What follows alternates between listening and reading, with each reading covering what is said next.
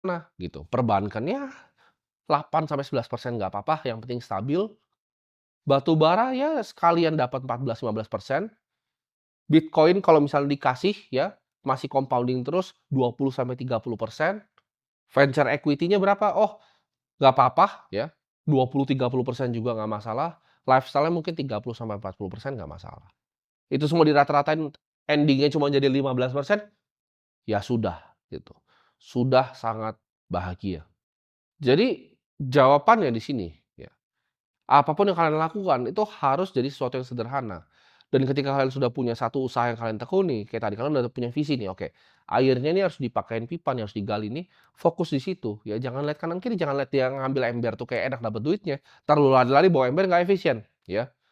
Energi di dunia itu terbatas, ya, energi gue di dunia ini terbatas. Gue nggak bisa jadi 2 hal gitu. Jadi gue fokuskan energi gue di sini untuk apa? Satu, untuk edukasi bangsa ini, karena hidup gue udah selesai. Tapi real life job gue adalah seorang apa? Seorang investor. Gue dari kecil adalah seorang investor, 15 tahun gue udah jadi investor. Gue udah pengen punya kepemilikan di perusahaan yang akhirnya nanti akan bagikan gue dividen. Gue pengen punya aset yang akan tahan lama, gitu. Gue sudah dari kecil suka koleksi-koleksi barang. Orang itu banyak yang suka untuk lihat hasilnya tanpa pernah lihat prosesnya, ya. Kalau kalian tanya nyokap gua, ya, mama gua itu dari kecil tuh tahu sekali. Ketika gua datang ke restoran yang gua lakukan adalah satu, gua hitung karyawannya seperti apa. Kalau kalian mau punya uang, kalian harus ngerti cara uang itu bekerja. Setiap kali uang diambil dari tangan kalian, kalian pahami kenapa uang ini diambil dari tangan kalian. Dan orang yang ngambil uangnya dari tangan kalian tuh dapat keuntungan berapa.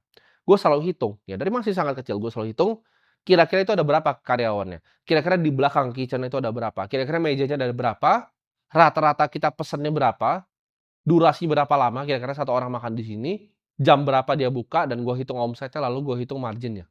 Gue nyampe di titik ini itu bukan jadi orang biasa-biasa aja dan jadi orang yang buta terhadap keadaan, enggak.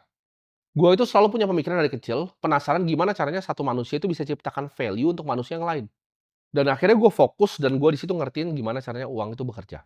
Gue mau buat video seperti ini pasti ujung-ujungnya hanya sangat sedikit yang paham dan sedikit yang mengerti. Tapi nggak masalah. Memang video yang gue bikin itu bukan untuk semua orang. Bukan untuk dinikmati semuanya. Kebanyakan dari kalian abis nonton ini bakal tetap ngerasa hidup kalian yang paling susah. Ya. Hidup kalian yang paling sulit, kalian yang paling nggak bisa ngapa-ngapain. Nggak apa-apa dan nggak masalah. Kalian akan sulit untuk bikin uang di saat kalian duduk bersama orang-orang pesimis. Ya. Kalian nongkrong sama 4 orang yang di bawah, kalian akan jadi orang kelima yang hidupnya di bawah. Kalian nongkrong sama 4 kontraktor, kalian akan jadi kontraktor kelima. Kalian akan tahu ya gimana bikin perencanaan gitu.